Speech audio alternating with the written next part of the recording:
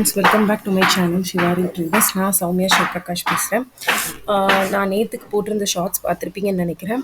அதில் நீங்கள் loss making ட்ரேடராக இருக்கீங்க அப்படின்னா ஒரு 4 ரீசன் சொல்லியிருந்தேன். No trade plan, no rules, over trading, அதுக்கப்புறம் நோ பொசிஷன் சைஸிங் சொல்லிட்டு இதில் ஒவ்வொன்றையும் கிளியராக எக்ஸ்பிளைன் பண்ணி வித் என்னோட ட்ரேடிங்கோடு எப்படி ரிலேட் பண்ண முடியும்னு நான் பார்க்கலாம்.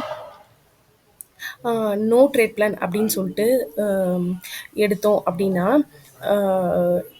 நான் வந்துட்டு பார்த்தீங்கன்னா என்ன சொல்ல வருவேன் அப்படின்னா, ட்ரேட் பிளான் அப்படிங்கிறது நீங்கள் ஃபஸ்ட்டு டே மார்க்கெட்டில் வந்துட்டு என்ட்ரி கொடுக்குறீங்க அப்படின்னா நாளைக்கு மார்க்கெட்டுக்கு இன்றைக்கே நீங்கள் ப்ரிப்பேர் ஆகிக்கணும். ப்ரீவியஸ் டேவே நீங்கள் வந்துட்டு ப்ரிப்பேர் ஆகிக்கணும். அதுக்கப்புறம் பார்த்தீங்கன்னா நிறைய பேர் வந்துட்டு ப்ரீவியஸ் டே எப்படி ப்ரிப்பேர் ஆகுறதுன்னு தெரியல அப்படின்னு நினைக்கிறீங்கன்னா, என்னோட மார்க்கெட் அனாலிசிஸ் vlog வந்துட்டு இந்த வீடியோவில் வந்துட்டு நான் ஆட் பண்ணியிருக்கேன் ஒரு கிளிப்பு. அதாவது ஃப்ரைடேக்கு ட்ரேடிங் டே நான் ட்ரேட் பண்ணுறதுக்கு முன்னாடி தேர்ஸ்டே ஈவினிங் மார்க்கெட் அனாலிசிஸ் நான் என்ன போஸ்ட் பண்ணியிருந்தேன், அதை நான் எப்படி ஃபாலோ பண்ணியிருக்கேன் ஃப்ரைடேவோட லைவ் ட்ரேடில் அப்படிங்கிறத ஒரு சின்ன கிளிப்பாக நெக்ஸ்ட்டு இது நான் ஃபாலோ பண்ணி கொடுக்குறேன். ஸோ பார்த்தா உங்களுக்கு ஒரு கிளியர் ஐடியா கிடைக்கும். அதே மாதிரி மார்னிங் வந்துட்டு மார்க்கெட் வந்துட்டு 9:15 ஓப்பன் ஆகுது அப்படின்னா நீங்கள் வந்துட்டு அட்லீஸ்ட் நீங்கள் ஒரு 9 PM ஒரு 8:55க்காவது நீங்கள் வந்துட்டு நீங்கள் ஸ்க்ரீன் முன்னாடி உட்காரணும். சிட் பிஃபோர் த ஸ்க்ரீன் நான் சொல்வேன்.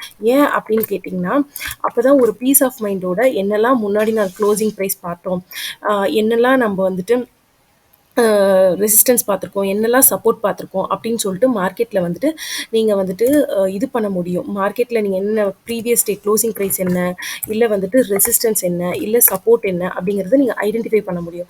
இது எதுவுமே இல்லாமல் ஜென்ரலாக அப்படியே நானும் ட்ரேடிங்குள்ளே வந்துட்டேன் அப்படின்னு வந்தீங்கன்னா பை ஆர் செல் இதை எதையுமே ஃபாலோ பண்ணாமல் ஜஸ்ட்டு வந்துட்டு ஒரு பை ஆர் செல் பட்டனை மட்டும் நீங்கள் வந்துட்டு பைனா பை, செல்னா செல், அதை மட்டும் டார்கெட் பண்ணி வந்தீங்கன்னா, பை பட்டன் ஆர் செல் பட்டனை மட்டும் டார்கெட் பண்ணி வந்தீங்கன்னா நீங்கள் இன்னைக்கு இல்லை என்றைக்குமே சக்ஸஸ்ஃபுல் ட்ரேடர் ஆக முடியாது.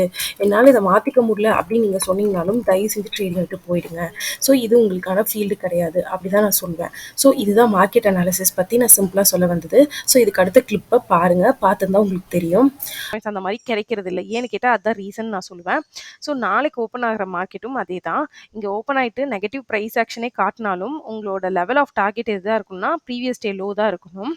அதுக்கு கீழே 311 பிரேக் பண்ணாமல் உங்களுக்கு மார்க்கெட் பெரிய ஃபால்லாம் கீழே கொடுக்காது. ஓகேங்களா? இப்போ பார்த்தீங்கன்னா தெரியும், இது ஃப்ரைடேவோட லைவ் ட்ரேட் நான் வந்துட்டு காட்டுறது உங்களுக்கு.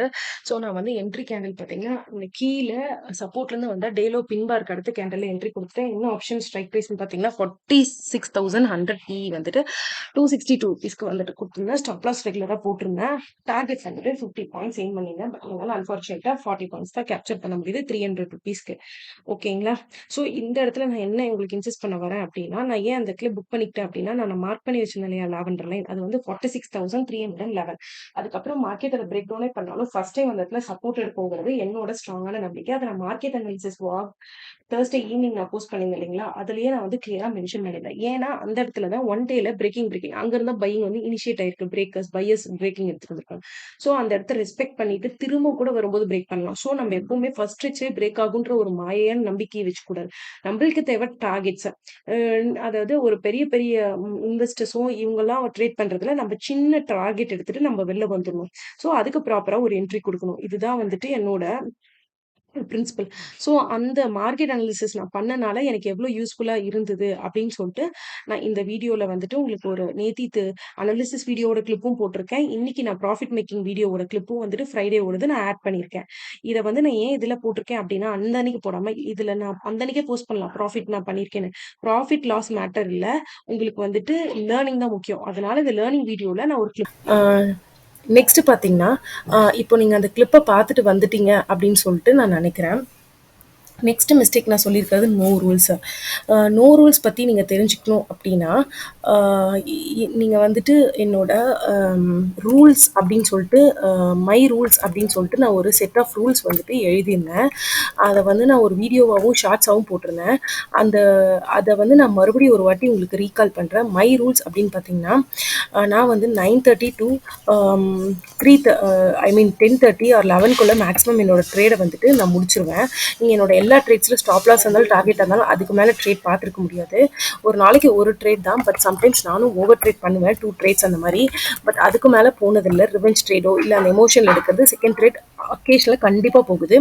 அந்த மாதிரி போகும்போது அதோட எஃபெக்ட் வரலையான்னு நீங்கள் கேட்டிங்கன்னா கண்டிப்பாக எனக்கும் அந்த மந்தில் வந்து அடி வாங்குவாங்க. இல்லைன்னு நான் ஒத்துக்கல, சொல்ல மாட்டேன், ஹானஸ்ட்டாக சொல்லணும் அப்படின்னா. அதுக்கப்புறம் ஸ்டாப் லாஸ் எப்போவுமே 20 பாயிண்ட்ஸ் தான். நான் ஸ்டாப் லாஸ் எப்போவுமே இன்க்ரீஸ் பண்ண மாட்டேன். தென் பார்த்தீங்கன்னா ப்ராஃபிட் வந்துட்டு பார்த்தீங்கன்னா ஒரு 40 பாயிண்ட்ஸ். சம்டைம்ஸ் எனக்கு தேவை அப்படின்னா ஸ்டாப் லாஸ் வந்து ஒரு 30 பாயிண்ட்ஸ் வைப்பேன். பட் டார்கெட் வந்துட்டு 40 பாயிண்ட்ஸ் 50 பாயிண்ட்ஸ் என்ன வேணா இருக்கலாம். அக்கேஷனலாக தான் 30 பாயிண்ட்ஸ் வைப்பேன் stop loss. But more or less 20 points stop லாஸில் தான் ட்ரேட் பண்ணுவேன்.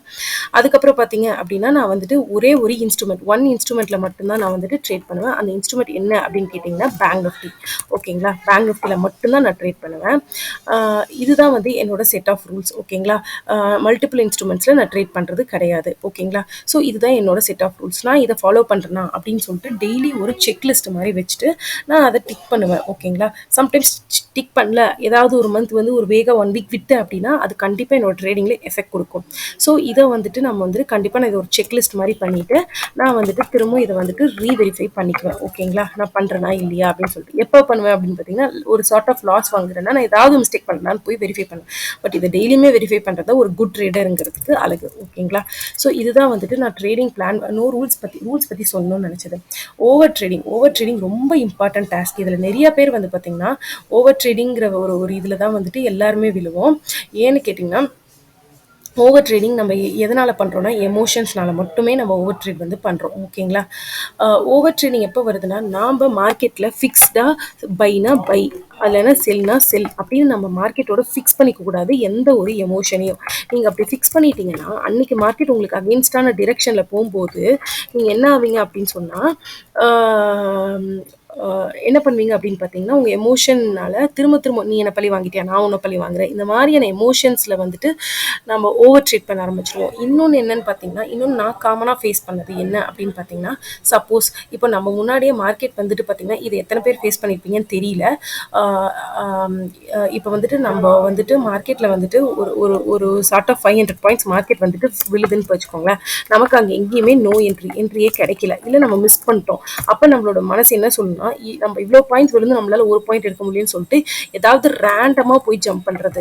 ஓகேங்களா, ரேண்டமாக ஜம்ப் பண்ணி ஸ்டாப் லாஸோ இல்லை பெரிய லாஸோ வந்துட்டு வாங்கிக்கிறது. ஓகேங்களா, அது வந்துட்டு நம்ம நிறைய டைம் பண்ணியிருப்போம். நீங்கள் கொஞ்சம் யோசிச்சு பாருங்கள், மார்க்கெட் விழறப்ப நம்மளால அதை கேப்சர் பண்ணியிருக்க முடியாது ப்ராப்பர் என்ட்ரி கொடுத்து.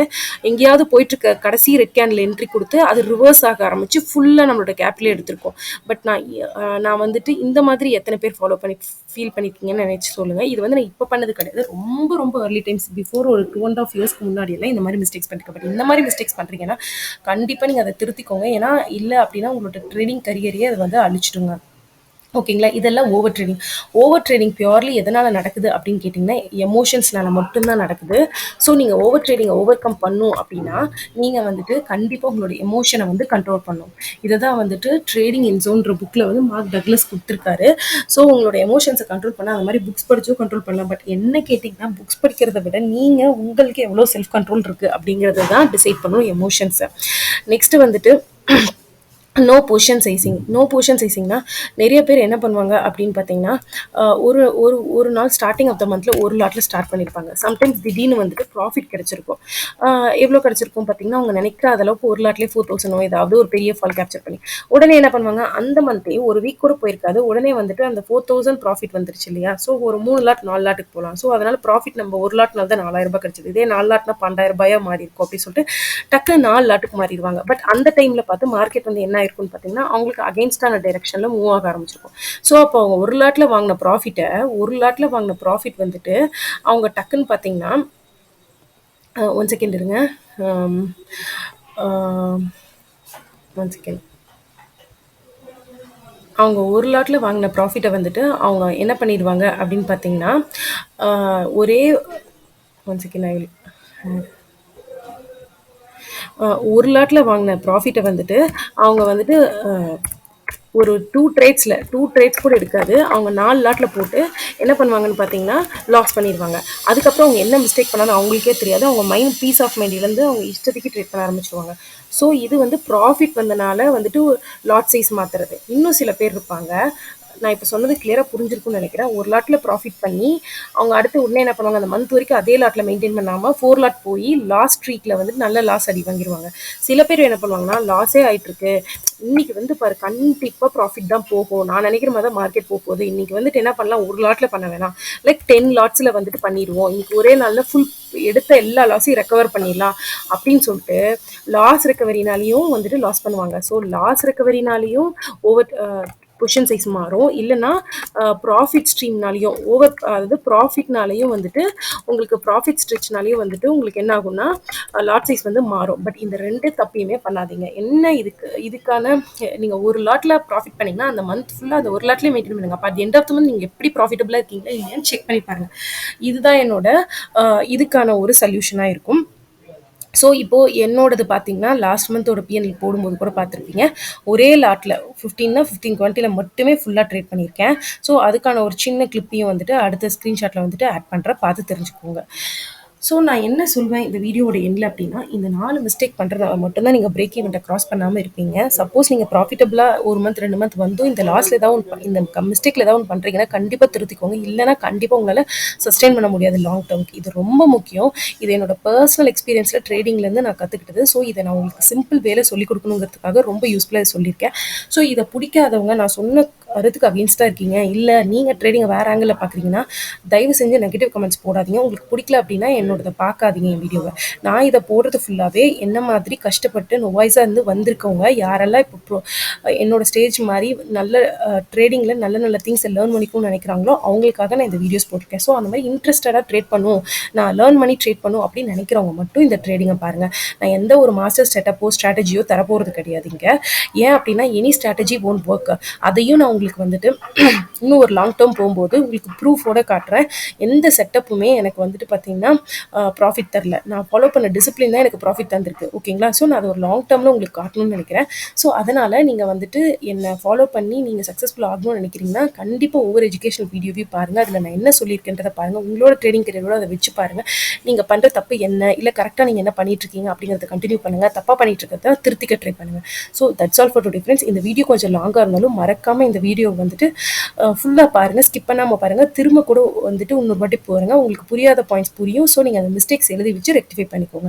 இந்த வீடியோ பிடிச்சிருக்கு அப்படின்னா மறக்காமல் நம்மளோட சேனல் ஷிவாரி ட்ரேடர்ஸை சப்ஸ்கிரைப் பண்ணி லைக் பண்ணி ஷேர் பண்ணிப்போங்க. முடிஞ்ச அளவுக்கு ஷேர் பண்ணுங்கள் அண்ட் சப்ஸ்கிரைப் பண்ணுங்கள். நிறைய பேர் சப்ஸ்கிரைப் பண்ணாமல் பார்க்குறீங்க. சப்ஸ்கிரைப் பண்ணுறதுலையும் அந்த நோட்டிஃபிகேஷனை ப்ரெஸ் பண்ணுறதுலையும் நான் இவ்வளோ ஹார்ட் ஒர்க் கிட்டத்தட்ட 20 மினிட்ஸ் போட்டிருக்கேன். இந்த வீடியோ எடிட் பண்ணுறதுக்கு 2 hours பண்ணியிருக்கேன். ஸோ என்னோட நாலேஜை ஃபுல்லாக ஷேர் பண்ணியிருக்கேன் ஃப்ரீ ஆஃப் காஸ்ட்டில். ஏன் மக்கள் வந்துட்டு பே பண்ணி படிக்கிறத மட்டும்தான் எந்தூசியஸ்டிக்காக படிக்கிறீங்கன்னு தெரியல. ஸோ கண்டிப்பாக இந்த வீடியோ வச்சு நீங்கள் நிறைய பேர் லைக் பண்ணி ஷேர் பண்ணுவீங்கன்னு நினைக்கிறேன். Thank you friends.